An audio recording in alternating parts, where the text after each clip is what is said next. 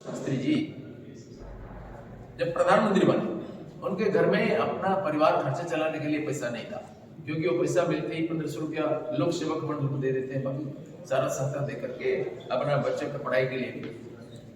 वो पाकिस्तान का युद्ध घोषित होने वाला था, शास्त्री जी ने युद्ध के लिए पूरी तैयारी किया। उनका मित्र मंडल भी उनको सपोर्ट नहीं किया अपना पार्टी में, फिर भी वो बिल्कुल दृढ़ता से। और अमेरिका तब ऐसी स्थिति था कि भारत अगर अमेरिका से गेहूं नहीं मिलेगा तो भारत मर जाएगा।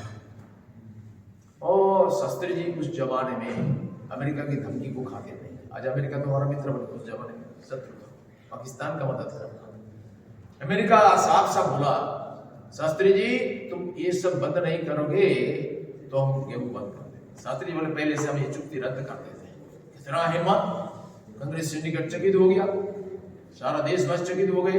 शास्त्री जी देशवासियों को आह्वान दिया कि हफ्ता में एक वक्त तुम खाना बंद करो, 50 करोड़ लोगों का डाइट बच जाएगा और तुम्हारा पेट भी ठीक रहेगा। उन्होंने खुद बंद कर दिया।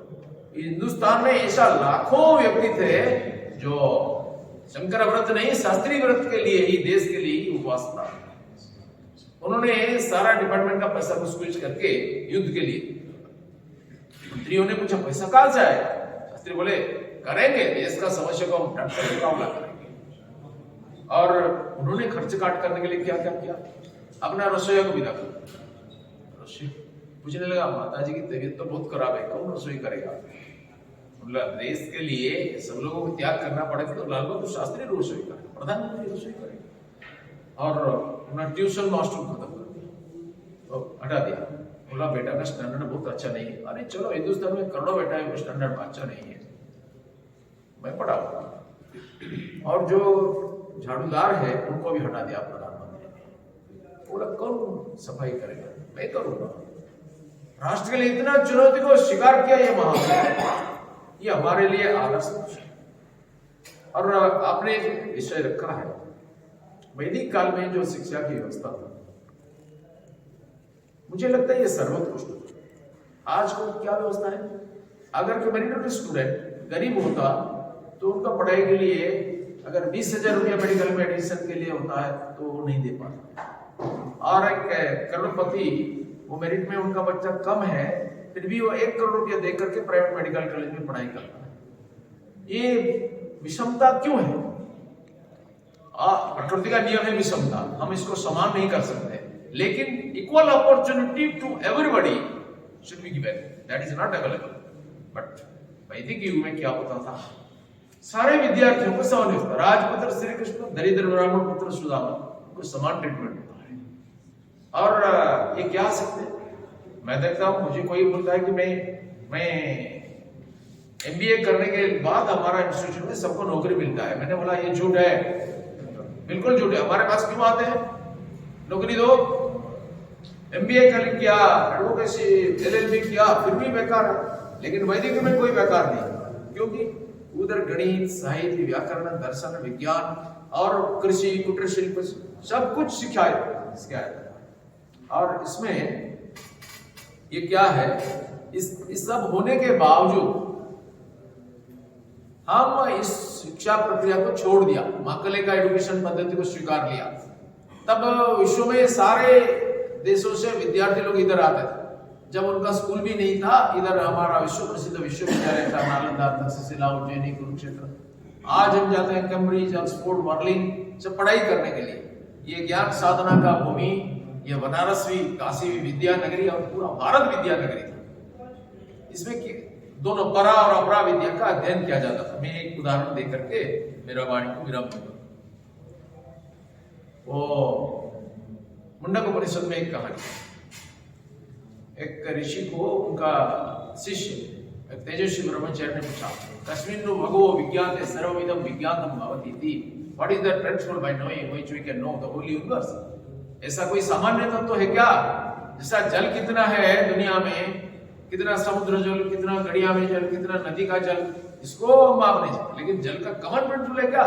सारे जल का H2O कॉमन प्रिंसिपल होता है, तो सारा जल भंडार का रहस्य हम चरणीभूत कर रहे हैं। वैसा ही विश्व में ऐसा कोई कॉमन प्रिंसिपल है क्या?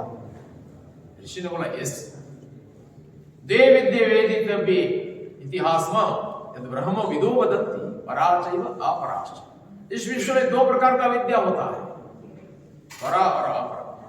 अपरा क्या है? शिष्य पूछता है अपरा क्या है? परा क्या है? गुरुदेव बोलते हैं इतिहास, भूगोल, दर्शन, विज्ञान, गणित, खगोल शास्त्र, युद्ध विद्या, चिकित्सा विद्या सब अपरा विद्या। यहां तक कि ऋषि ने शास्त्र में बोला वेद भी अपरा विद्या है।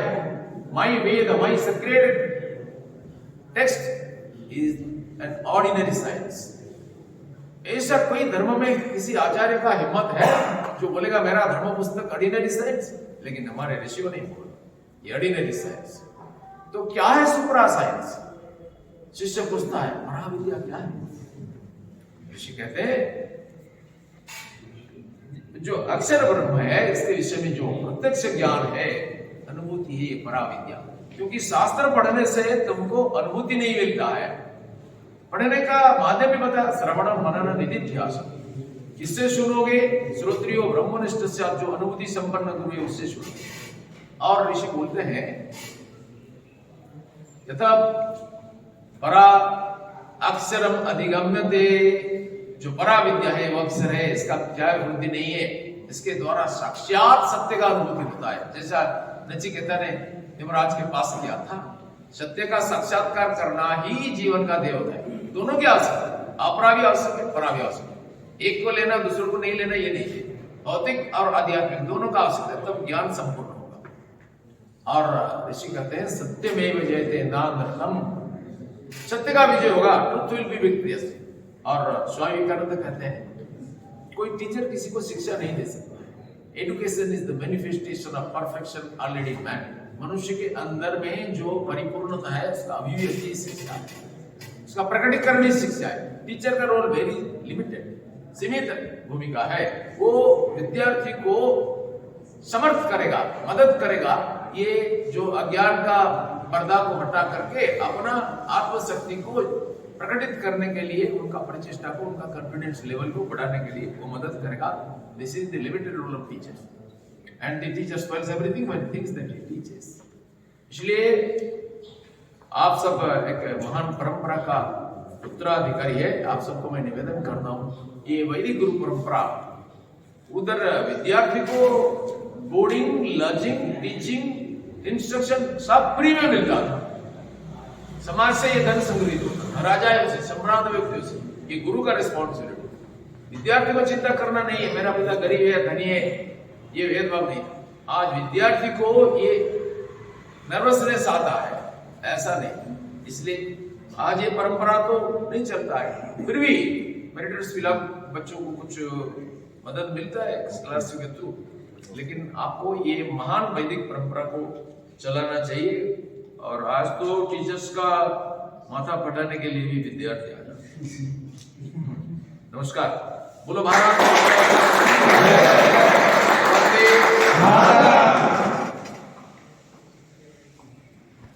तो हाथ उठाओ। नमः पार्वती पतये।